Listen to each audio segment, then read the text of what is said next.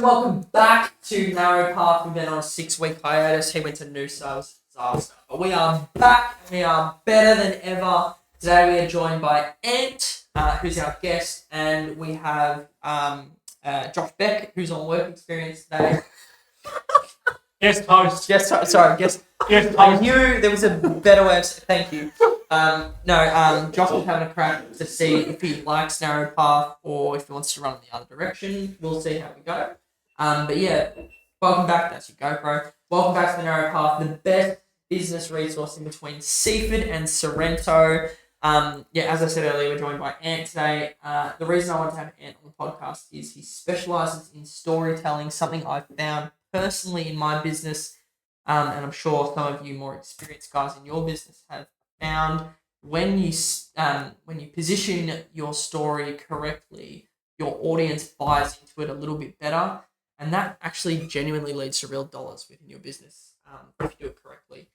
So I guess the first question I want to ask is, how have you found, or what do you think the importance of positioning the story that your business tells? That was poorly worded, but basically, why do you think positioning your business's story is worth the investment of time or money getting someone to do it? Like, why is storytelling worth investing euros? Yeah, why don't you just rock up and say, I'm a gardener, I'm here to do my thing. Why is it worth coming up with a whole narrative around it? Well, I guess the surface level answer is when you're able to pull on the heartstrings of any human, let alone a prospective customer. I mean, that's when they're in a prime state to make a purchasing decision, right? So if you were to ask, what's the ROI and what's the worth of my time and financial resources in using storytelling in business specifically, it increases the probability of someone actually making a purchasing decision. Mm-hmm. That's a logical answer. Mm-hmm. But my answer that I always like to say is, I mean, we're all in the business of people. We're in the business of shaking hands. We're in the business of building rapport with people, trust, connection with people, and there's no better sort of way to break bread and to connect human to human through your own personal story, right? Like, if I don't know anything about you on a personal level, I just base you off what you do. And that's well and good, but I mean, in real estate, it's really important that people actually like you as a person. Yeah, they got to see the personality. Exactly. So you bring that mission and that, I guess, creativity out of the business and then be able to showcase that. Yeah. How do you find, just on that, I guess you would get a lot of the return on investment, I guess short-term return on investment, especially with doing like ad campaigns and that sort of stuff. Yeah. How do you find people, are they pretty receptive at the start when you come along and you're coaching them, or does it take a little bit of time for you to ease in and then see those results, or are you pretty effective? Is this more so if I'm working with someone, for example, and like coaching them through? Yeah, okay. Yeah. Like, how long would they see results? Yeah. If they were to use their story? Yeah. Yeah. So that's obviously a very case by case basis. So I would ask anyone. So, for example, with you guys, where's your conversion event? So, at what point do you have a sales conversation? Yeah, interesting. So, like, is it through a presentation, virtually or in person? Is it like paid ads? Do you do paid ads? A lot of the times I'll work with other coaches and they run a webinar, so like an online presentation. So that's their conversion event. Yep. So instead of them just like opening up, and then usually what people do is they talk about, I won this award, I'm good at this, my mom says I'm really handsome, and it's just like me. And there's not a lot of we, which is like, how can we work together to help you get the desired result that you want? Yeah. I would say the best way to do that is through like, your client stories, case studies, testimonials. That's all well and good. But I always like to refer back to, do you have a signature story? And what that is essentially a conversion story, a story that conveys your core values, your core beliefs, and then link it back to what you offer. And I say it's good to have at least 2 to 3 signature stories throughout your conversion event or presentation. And through that, at each sort of step, you're getting people bought in emotionally and they get what you do. So when you transition to your offer, it's sort of like I like this guy, I know what he's about. We align on values, we share the same beliefs. So the offer sort of makes sense for me to say yes if it's a good fit. Wow. Yeah. Powerful. How many businesses do you think are storytelling at the moment? Sorry, say that again. How many businesses are telling their story at the moment? Like, is this an emerging method of marketing? Oh, I'd say it comes in cycles, right? Like every sort of medium and mode and strategy and business, everyone has their spotlight. I think storytelling has sort of been back in the spotlight the last few years, and I think for small businesses, there's always a bit of a lag. So I think for small business owners, if I was to say, "Are you currently using storytelling?" and you kind of they'd be like, "Oh, wait, what? Storytelling? Like I thought I just talk about my features and Yeah. like pricing and." That was me 2 months ago. Yeah, right. So and to my point, it's like, I think we're conditioned as people, especially small business owners, it's like we got to compete on price.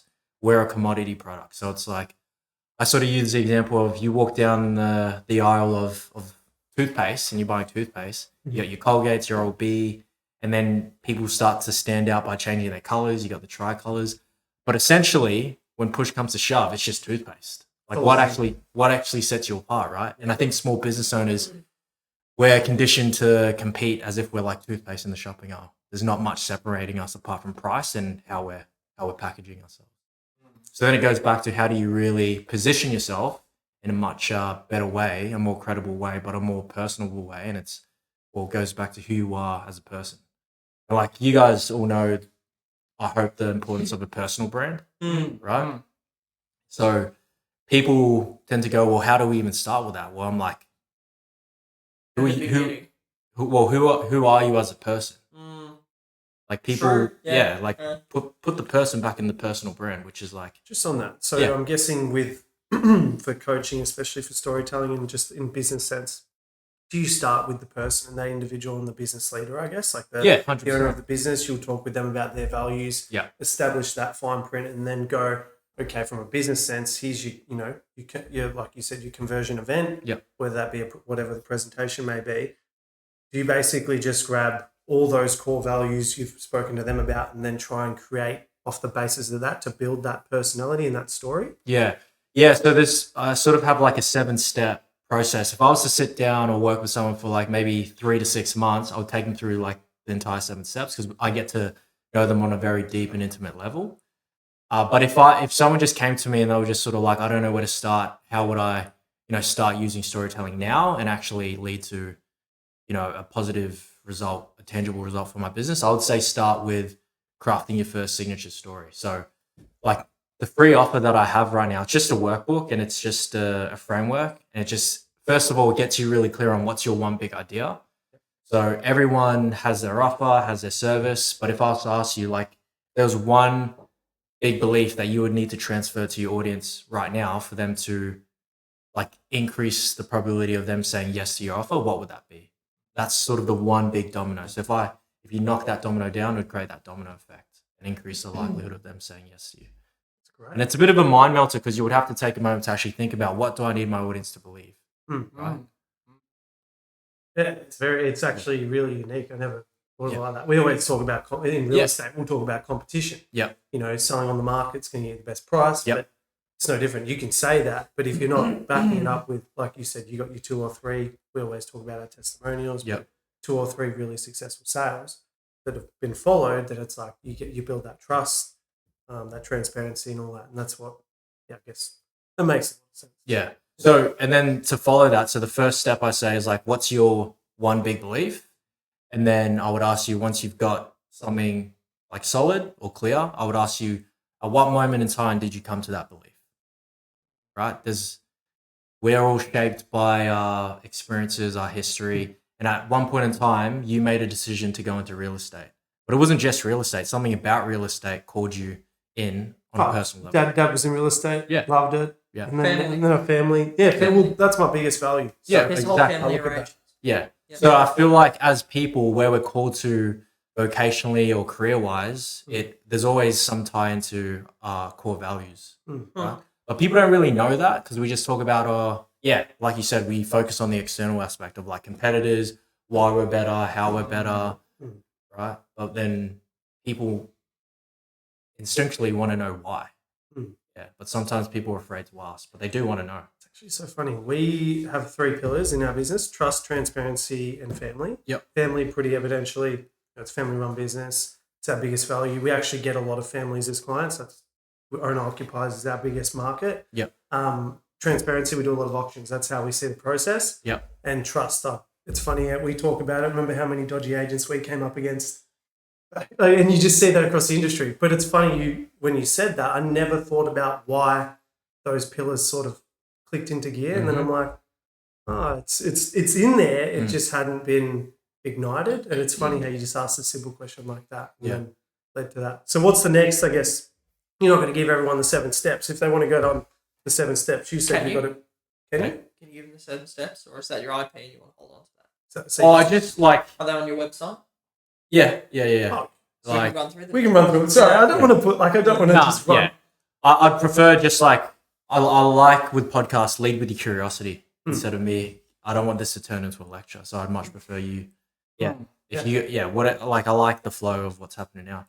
To your point as well, you mentioned like 3 core values of the real estate company. Yeah. So trust, transparency, family. Yeah. And I'm assuming, do you have them on your wall somewhere in like a nice? We have them. No, we don't have it nice. We have it just printed off. Printed. And we have we're a pretty religious business, but we have them just literally just all around. So Yeah. And if you think about like companies typically especially in the early 2000s, your core values would just be like, those cliche framed photos of the core values. Like in the office. Yes, like in the office.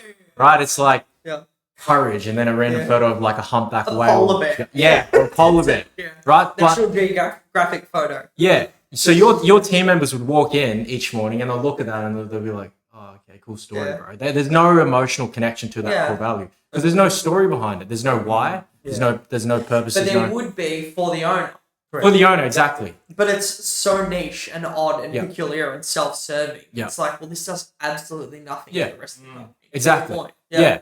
So, and where I'm going with this is like, your employees have no clue why that's important to the company, let alone to them. So there's no personal connection to their mission in the company. So where storytelling fits into this is I had a business friend who sort of flipped the whole core values office style thing on its head. And he had a core value called we don't do business with Muppets. And immediately like, what does that mean? And we remember dickheads? No dickheads? Yeah. We had that when we ran a business, we had a home office. Yeah. And literally it said, what was it? Don't do business with dickheads, but it was something like that. Don't be a dickhead. Or something like that. Yeah. So with that example, it was like, we don't do business with Muppets. And the picture was the Muppets. Yeah. And the story behind that is like Jim Henson is the founder of the Muppets, right? Yeah. And the story behind that is like the founder told the employees is like, if a lead calls or a prospect calls and they're being a dickhead to you on the phone and they're abusing you, like straight up, no. There's no second guessing. We don't do business with Muppets. So it's a very clear core value conveyed in, a little fun little story and the employees get it straight away. And another thing is like every day is Mother's Day. So every time you pick up the phone and you talk to a client, you treat them as if they're your mother with the respect that they deserve. That's a good one. Cool. I remember hearing Core used to say, treat every client like you grandma. Yeah. So same. I mean, the acquisition step. I don't know if you followed through that. So. Yeah. Oh, that's very interesting. I like that. Yeah, I think it's a better way to display your values. Yeah. It's descriptive rather than one word. You say caring. What does that mean? That explains what it means. It's still a value of the business, which is great. Yeah, and it's sort of that example also, I used a framework called the value framework. So people always ask me like, oh, I'm telling my story, but how do I make it memorable? Or how do I be a more engaging communicator? How do I be an unforgettable presenter? So it sounds like they're just trying to get the result. Yeah, but that's fine. Yeah, that's fine. And I'm happy to answer it. And so what I did actually is like I reverse engineered how do we actually be unforgettable in terms of storytelling, communication, presentation. So I went to the World Memory Champions and I figured out how do they make anything unforgettable. What's the World Memory Champions? So people who can remember pi to I don't know, it's like 600 digits. Insane. I reckon I got 5 of them. I don't ever want to sit next to someone at dinner that knows pie. Like that's not a good dinner conversation. Anyway, but like they can they can walk into a conference room and there's like 200 people there and they can remember each name in like less than a couple minutes. Right? That what's that? That was from like the guy from Suits. It's the guy from not Freddie. Sheldon. Yeah, sure. Yeah. It's better example. Yeah. Yeah. So like people, you look at those people and you go, oh, that must be superhuman. We can't learn that, but we can. Yeah. It's very easy. It's actually very straightforward. So I took how they did that and condensed it into like 5 steps, and I used an acronym VALUE because it's easy to remember, like the core values. So for us, then whatever the word is. Yeah. How do they do it? Neanderthals. Neanderthals. How do we do it? Well, What do they do? they use a technique called the memory palace. So I took the memory palace and I sort of simplified it in a much more easier way through the value framework. So I'll explain the value framework. So have you ever noticed, so just like, I'll get you to picture this. When was the last time you went to like the city, for example? Ages ago. Ages? Yeah. 4 or 5 weeks back, I reckon. Yes. Just over. So when you went to the city last, let's just hypothesize, let's just imagine you're walking down Burke Street Mall and someone sort of catches you in the corner of your eye and they start waving at you and they notice you, but you don't remember them. And they come up to you and they start saying, oh, hey, Josh, how you going? Oh, Andy, how you been? And you're like, oh, who is this person? Right? Oh, mate, how are you? Yeah, it's old mate. But that happens often. It happens often. Seriously, It happens too often. But the worst scenario is when someone remembers you, but you don't remember them, right? You don't remember their name, but you sort of remember their face. But why do we only remember their face and not their name? Different part of your brain? Yeah, well, the part of our brain that activates is the visual part. Like we remember their face rather than their names because it's more easy to remember images versus sounds, right? So when it comes to, again, the first thing, like out of the value framework, it's V, so visuals. We remember things that are visual versus things that are just audible. So that's why when we're talking to like leads or prospects, we're just trying to chew their ear and nothing gets across to them because we're not using visual imagery or visual language. So when I use that picture of the Muppets, immediately you picture the Muppets. You know, we don't want to deal with Muppets. So try to use visuals when it comes to your next presentation or your next story that you're crafting. Visuals is the first one. And then the next step is A. So how do I explain this is I remember in lockdown, we were trying to find a new housemate. And this bubbly girl came in, really good fit, but then she walks into our bathroom, smells our hand soap, and she starts to gag. And we're like, oh, what's going on here? Right? What's going on? And what we found out is when she smelled our hand soap, it immediately took her to a time when she was on Sail Croatia, like on a party boat in Europe. And she got food poisoning, and that soap was the exact same soap in our bathroom. So that's the instant memory. Yeah, instant memory. It's association. So A stands for association. I've had that with perfume before. Yeah, exactly. I Perfect. smelled someone's perfume once. Someone walked past me, and I literally remembered a friend from high school. I was like, whoa, I haven't thought about that person in ages. Yeah. Wow. Yeah. Some people have the experience where they go to a party, they see a really pretty girl, they smell the perfume, but it's the same perfume that their mum uses. Worst case scenario, right? Wow. Unlucky. Unlucky. That's very unlucky. Yeah. So the reason I say that is the law of association. When we can find something that's relatable and relevant to your lead or your prospect or whoever you're talking to and associate it to something they can understand, it's going to stick. It's going to be more memorable. That's why stories, when you speak from the heart and you share the emotion behind the story, every human can relate to it because like emotions, it's the most universally relatable thing that ties us all, right? So law of association. And then the next thing is so the L in value. So if I was to get you to picture your front doorstep, like close your eyes for a second, picture your front doorstep, open your door, you're walking through your hallway, walk to your kitchen, open your fridge. Oh, we need to change that fridge. That's not. Tell me what you see. What's in the fridge? Well, I just answered.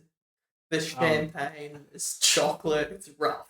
I forgot to take the steak out of the fridge and defrost it. Dude, oh, what are you doing? Pissed off, bro. What do you think? I'm not trying to rub salt in the wound. Meal prep, very organised. Meal prep, very organized.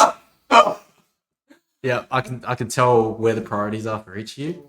That was actually irrelevant. I'm just a nosy person. I just want to know what was in your fridge. That's totally irrelevant. My main point was He said that before. That's in his pitch. That's his job. my main point was were you unable to visualize your front doorstep or your fridge or your kitchen? No, it was perfect. It was easy. Yeah, it was Yeah. Why? It's a 99.99% success rate. 'Cause you know Why? it. Why? Because it's the location. It's a familiar location. Right? Familiar location. How that applies to like stories or just like communication. When you open with a story, you want to like almost create that base reality. Like, where are you in the story? Right? People sort of tend to miss that. They go straight to, on the weekend we were just sinking piss and watching the footy, and it's just like, where are we right now? Because the location allows people to get into a visual frame of thinking. Yeah.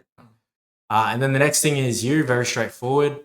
If you were at a networking event or like a BNI and a new member walks in and everyone's wearing sort of like a nice quarter zip or like a flannel, very standard. But if someone walks in and they have like a green mohawk, they've got like a retro, it's a pattern disruptor.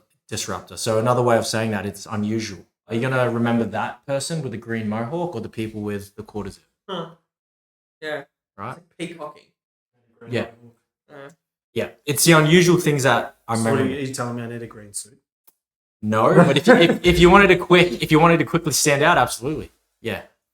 But in terms of He's the only dude in Frankston real estate that wears a full tailored suit with the whole, Yeah, the the 3-piece. 3-piece and a pocket watch. And That is actually that actually is really strong. Yeah. It is. You think about Alex Hormozy, he's like this, $100 million entrepreneur. He just wears a tank top and and Burks. and Yeah. But he looks jacked like Jesus and with Yeah. a big beard. I don't know. Yeah. You're right. it's unusual so in that unusual. context. Yeah. Yeah. I do that. I'm very specific about the way that I dress. So I try to dress like a tradesman, but I try specifically to dress like a white collar tradesman. So that's why I wear the denim jeans with the boots, and I always wear a Ralph Lauren shirt. But then I put the collar is the only thing that ever gets to sing. But they're used to seeing blokes in high vis that look like shit. Yeah. I try to stand out. The guy who turned up looking semi-presentable is the job. Yeah, Yeah. exactly. Yeah. Exactly. Yeah. So if you can retain attention, again, you're just increasing the chances. The chances are on your side. So unusual. And then the last step is emotion. It's the emotional things that are memorable. If you think back to every memory that you have, it's tied to some emotion, hence why our brain can retain that. So I end with emotion because I think the most important thing when it comes to storytelling is like people really skip on the emotional side. We focus on how do we position ourselves as the most interesting guy in the room, when really that sort of alienates us from the audience because they don't relate to you. They can't really resonate with you. Or we're sort of conditioned to be like, we got to be the loudest, the most interesting. But it's like, if you can really take yourself back to a moment that was important to you and meaningful to you, and you speak through that moment, naturally people are going to, connect to their 5 senses and they're going to remember you. Right? Yeah. Pretty cool framework. Yeah. So value, that spells out value because it's easy. So that's to just remember. step 2. What was that step 3? No, that's the framework to increase you being a more memorable storyteller, speaker, presenter. Yeah, that was unreal. I like that. There's genuine value. Value, good one. What Oh. you did there. Yeah, I love it. I got a question for you. I kind of want to change gears a little bit. Go for I it, love bro. that. So something I've been thinking a lot about recently is some of the most memorable brands I can think of: Coca-Cola, Hershey's, Reese's Pieces. They play on fiction when they tell stories. Yeah. Classic case is, and I'm not sure if it's a conspiracy or if it's real. Coca-Cola invented Santa Claus. Have you heard this? I think maybe. Yeah. I think so, yeah. Yeah. But Well, I like Santa Wait. is... Santa's still real, man. What are you telling me? What are you telling me? The fuck? nice. But playing on fiction. Yeah. And like Mr. Peanut. Yeah. You know, like Yeah, things yeah. like this, like little stories. Yeah. Well, there's the framework. What's the question? Have you played with fiction with people in their businesses before? Have you created fictional stories to help someone with their business before? Or would that be I new would. territory? Oh well, see, I work with many of the people I work with. They're one-person businesses, so I guess there's no, like there's no real necessity to create fictional characters. Whereas if you're like a big brand like Coca-Cola, there is no face to that brand. So they have to rely on a fictional character because it humanizes that brand, right? Whereas like the benefit for us is like we are the person behind, Beck McLean Finance. You're a real estate agent. You're face forward. Same with me. So that's where I go, like, we got to double down on what we got, which is like our greatest asset, which is our experiences. Yeah. What's the most? We're gonna go back to the value thing because that's like my mind. With the unusual. No. I'm curious because I did think about green suit and then Andy got me running good ship. thinking about the 3-piece. What's the most unusual thing I guess you've coached or seen?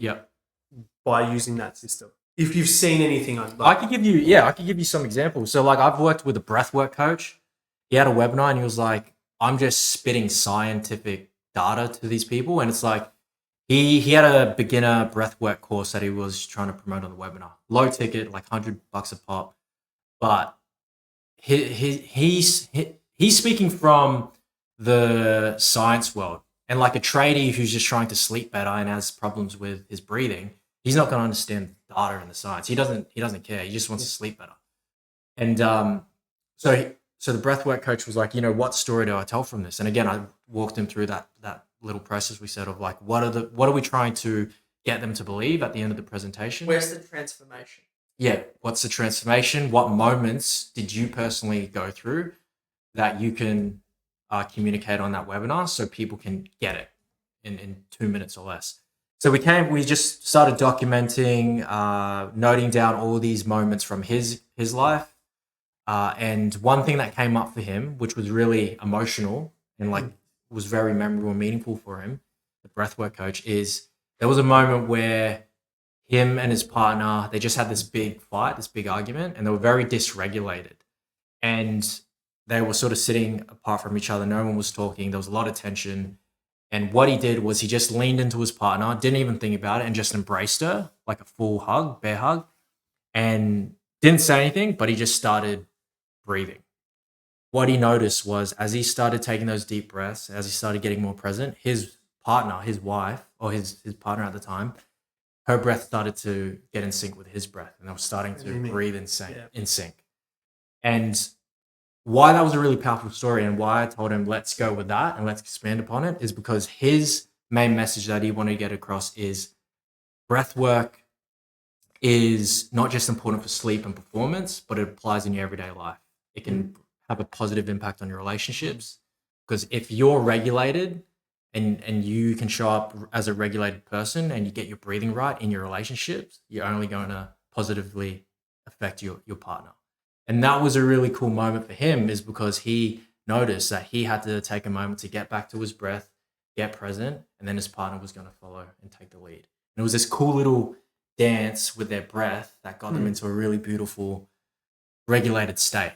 So he grabbed that moment, we crafted it, and he told that story at the end of his presentation. And immediately you get the power of breath work. It's not like, oh, your CO2 levels are like this and you da-da-da-da-da, right?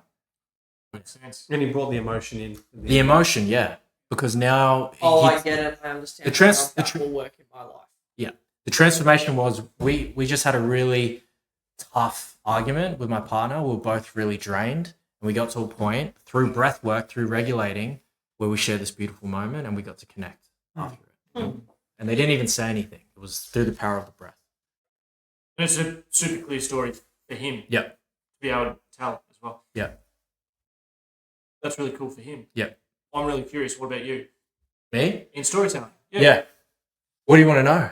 Well, what was your moment where you regulated your breathing? Yeah, like what's my signature story or? Yeah. Yeah. Well, I think, so if I was to play student and not the teacher, if I was to answer my own question of like, what's the big domino statement or what's the one big idea for me, is like, if I was to speak to a small business owner or an everyday person, I need them to believe that storytelling is the most important and impactful tool for their personal life and their business. And the moment I realized that was, I took it quite a while back, is when I was a kid, all I craved was connection to my dad. He was very stoic, came from a very like tough background. Emotional expression didn't really exist in his world. He didn't know how to do that. So naturally, as a kid, you look for those moments of connection. And where I saw that with Dad is we would be sitting on the couch, we would be watching current affairs, or we'd be watching these TV shows. I'm not sure if you remember this, but there was a TV show called World's Strictest Parents. Yeah. Do you remember that? Yeah. And what was cool with that is we would watch that, and you would get a troubled teen, you'd put them in another home, and it would be a complete contrast to what they're used to. And it was a lot of tough love, and that tough love ultimately allowed the kid to realize that, oh, you know, I got to step up and be better for my mum because my mum's getting older and da da da da. But what I noticed as a kid is that was like one of the rare TV shows that would make my dad cry. Right? And I'd never seen my dad cry. So that was a moment for me where I was like, oh, there's something here that is evoking this emotion in my dad that I craved to see. And in hindsight, what I thought was, it's just like, again, there was nothing crazy about it. It's just a very raw human experience, a human transformation, their story portrayed on the TV screen and showcased for everyone to see. And that pulled on my dad's heartstrings, essentially. So I took that moment, and that was just like one of the inklings where I was like, there's a lot of power in people sharing their experiences and their story, because it gives other people the permission to feel. And I think the more we're able to feel, it increases our capacity to heal. Like, we're all broken and wounded in some way or another. And that was just a moment for me to feel like my dad was human, and I got that moment of connection. Yeah, so that's why a big part of it is like, I love to talk about how storytelling applies to your business and how it can increase your return on ad spend, and I could get people to say yes to your offer, and that's great. But at the core of it, why I teach it is because, again, it allows you to have that emotional connection with another person. And for me, it was like, that's all I wanted with my dad. That's powerful. It's really cool. Yeah. It's really cool. And like that does happen in business too. Like, there's a mortgage broker, I constantly have clients in here that are going through extremely tough things. Yeah. And I hear their story. Yeah. And I feel connected to them. Yeah. About what they're talking about. But it's cool. It's cool. I have another question. I find I'm quite good at connecting with people face to face. Yeah, you're great at it. Yeah. But I struggle enormously doing it digitally, where there's no one on the other side of the table to me. Yeah. What do you tell those people? Yeah, well, how often do you do that? Connect face to face? How often have you spoken digitally or to a camera? Maybe monthly for the last 12 months. Monthly, so like 12 times? Yeah. Yeah. So I would say, like, it's unfamiliar. It's like we were born into this world wired to speak to another human, right? It's when you look through the barrel of the lens, that's foreign to us. It's unfamiliar. I think for a lot of times when, you know, small business owners or business owners go to present themselves digitally for the first time, it feels really unfamiliar and foreign.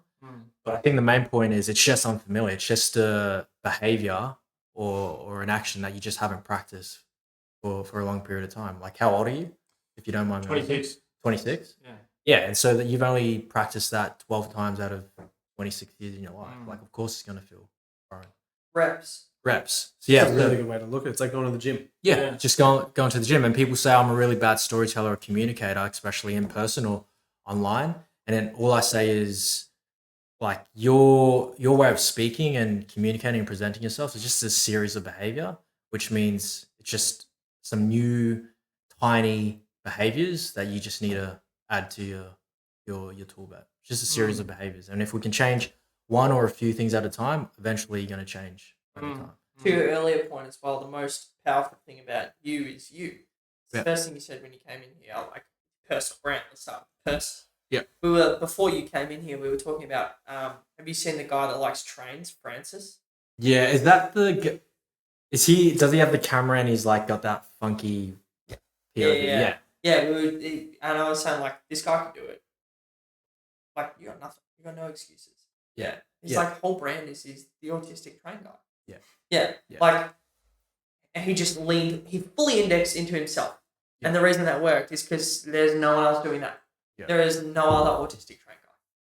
Yeah. It's huge. It's a really, you know what? You made us such a good point. Because I remember when we had Gravitas, we would be like, oh, we'll run That was one our or two previous ads. That was the previous real estate business. And we'd be like, oh, one or two ads. We'll just see how it goes. Let's test the waters and see if something comes of it. 1 or 2 ads. That's like the repetitions in that is just so poor. You know what I mean? Like I never looked at it like that. Yeah. It's a really good way. If you're going to run something, you're going to tell your story, you've got to tell it over and over. It's no different when you're sitting in front of a client trying to sell yourself. Yeah. You've got to learn. It's no different than making a call. The more you do it, the better you get. Yeah. I think Hormozy came up with like a rule of 100. It's like, don't judge something until you've done it 100 times minimum. That's so interesting. Yeah. I've told you about my success on TikTok, yeah? No. Okay. So I posted 100 videos. This is back when I was an agent. I was trying so hard to do stuff on TikTok. This was 4 or 5 years ago when TikTok was fresh. Posted 100 videos. I'd get like 1,200 views on a video. I'd be like, that was a great one. And then one just went off. 1.4 million views. I got 14,000 followers from it. There you go. It was the 100th video. Wow. 4 a day, every day for, well, reverse engineer the math. 30 days. So, and that adds to a really good point that I say to a lot of people because they say, oh, like all my stories are shit or like, you know, I've posted 20 times and nothing's sticking or whatever. And I say there's a really cool thing that I like to refer to, which is Sturgeon's Law. So Sturgeon's Law pretty much says 9 out of the 10 things you create are going to be shit, right? So 99 out of 100 things that you're going to create are going to be shit. But like you said, that one thing landed because you had to go through the shit. You had to throw a lot of spaghetti at the wall and then that one piece of spaghetti stuck. Yeah. And that's the evidence you need, but people don't get to the reps to be able to get that piece of evidence for them to keep continuing. I've told so many shit stories, guys. Like I'm the guy preaching storytelling, but I say I'm not the best storyteller in the world. I've just documented and done the reflection pieces, so I have 5 to 10 really good stories to pull out whenever I need to because I put in the work. And you've had to go through the shits. What was the shittest story you ever told? Well, I've done stand-up comedy and I've pulled on my personal experiences. I know. Yeah. How many did you do? I maybe did 5 open mics. Where'd you go? What is it called? I did a cellar. Comedy in the Cellar in St Kilda. Yeah. That was the one I did. I did it twice. Yeah. I've done a few open mics, but I just wanted it for pretty much just like confidence. Yeah. Stage presence. Like if I can tackle that stage, I can tackle any stage. So true. That'll be the scariest stage you ever done. Yeah. Yeah. So to your question, The hardest thing to do is get someone to laugh. Absolutely.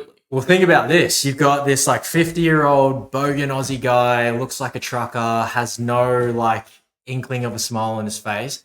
He is sitting right in front of me on a stool, dead stare, Beautiful. deadpan, and I'm halfway through my set and I'm telling a personal story about like crocodiles in Darwin. That's where I'm from. And it was a shit joke. It was a shit story.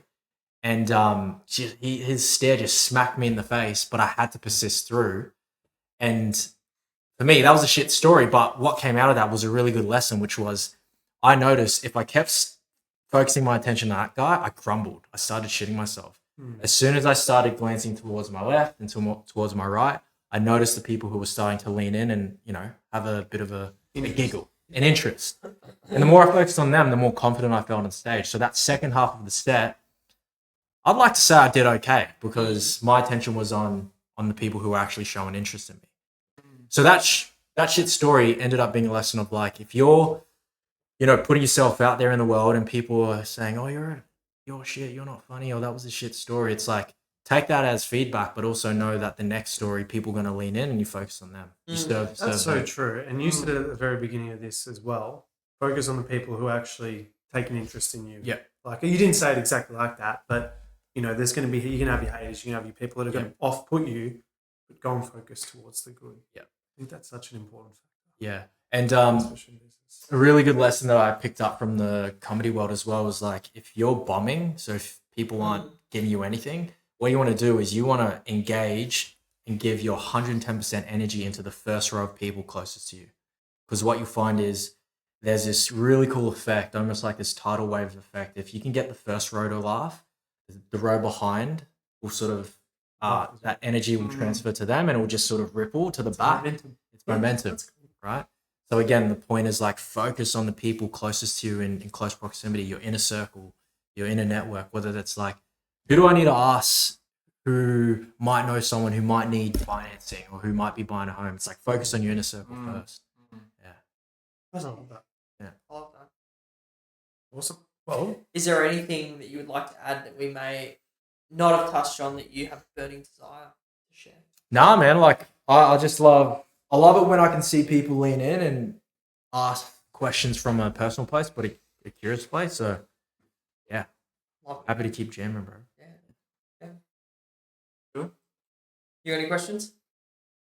No. No, you're right. And I know you're right as well. I'm out. I just love to tell you. I think Yeah. you've got some amazing content. I think Yeah, it's good. for the viewers, how do they get in contact with you? What do they need to do? Where's your website? Tell them a bit. Yeah, I think I just launched the website. The website's mainly if you want to like book me for a workshop or get me on stage or some form of team training, that's the website. But if you want to just follow me for like free value and resources and get some quick wins under your belt, whether you're just trying to start implementing storytelling into your business or your content or your presentations, Instagram's the go-to. And then YouTube, there's a few more like longer form stuff where I dive into more of the value framework. So yeah, that's YouTube. Instagram and YouTube. Yep. Unreal. We'll plug you down. That's everything. Yeah, love it. Thanks, man. Cool. Thanks for coming. Thank you, Thanks, sir. man. Lads. Appreciate it.